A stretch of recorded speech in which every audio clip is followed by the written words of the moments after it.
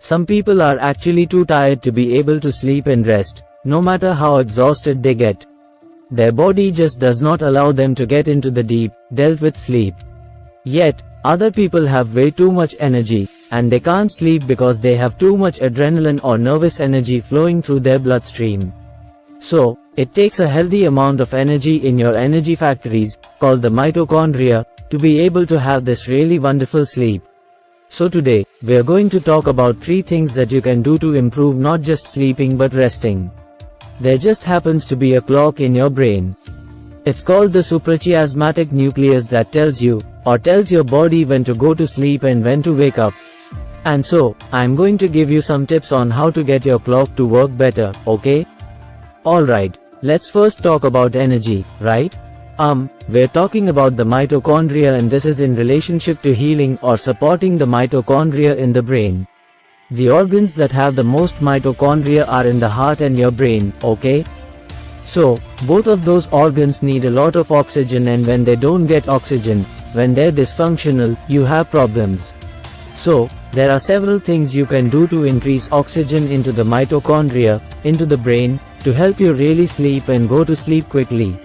The first one is the obvious one: exercise. So, when you exercise, you get more oxygen. And so, I like to do 2 types of exercise mainly every day. I do higher intense exercise and I do weight training. And with the higher intensity exercise, I do really short durations, but I always do long walks or hiking. I go up hills, things like that. So, I'm always doing that, which is a low intensity walking, and that's great for sleeping.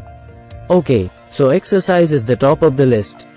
Number 2, B1. Another name for a B1 or thiamine deficiency is called pseudohypoxia. That's right, hypoxia. That is a lack of oxygen. And so, this can occur in the brain at the very heart of the autonomic nervous system, which is in the brainstem, which has everything to do with your breathing, okay? And so, when you're deficient in B1, your breathing is going to suffer and your oxygen is going to suffer, and you're going to trigger what's called the stress reflex. And try to sleep when you're stressed, you can't. So, it's all about increasing the amount of O2 in the mitochondria, and B1 before bed is a great way to do that. The next thing is just to open your windows, if you can, at night when you're sleeping. That is going to give you more oxygen than trying to recirculate some of this kind of stale air that's in your room. Having plants in your room also will increase the oxygen because they give off oxygen and they take in CO2.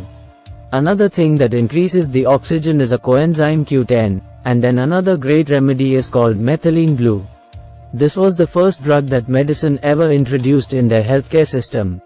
Methylene blue, it's been around since the 1800s. Methylene blue will make your urine green, okay, because the blue mixes with the yellow and then it turns out green. But there's a lot of interesting positive things when you take it in small or diluted amounts, okay? And I'm going to put the link down below on that video so you can learn more about it. But it can greatly going to be very important for your sleep. You don't want to eat a big meal before bed because that's going to put your digestive system to work and it's going to interfere with your sleep. Ideally, you want to have your last meal at least 2 hours before bed, and it should be a small, high-fat, low-carbohydrate meal. And that's because when you eat carbohydrates, it stimulates insulin, and insulin inhibits growth hormone, which is really important for healing and repairing your body at night.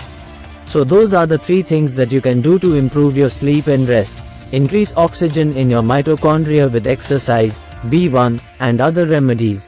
Work with your circadian rhythm by using dim lights, avoiding blue light, and wearing an eye mask, and timing your meals appropriately. By doing these things, you can greatly improve the quality of your sleep and feel more rested and energized during the day.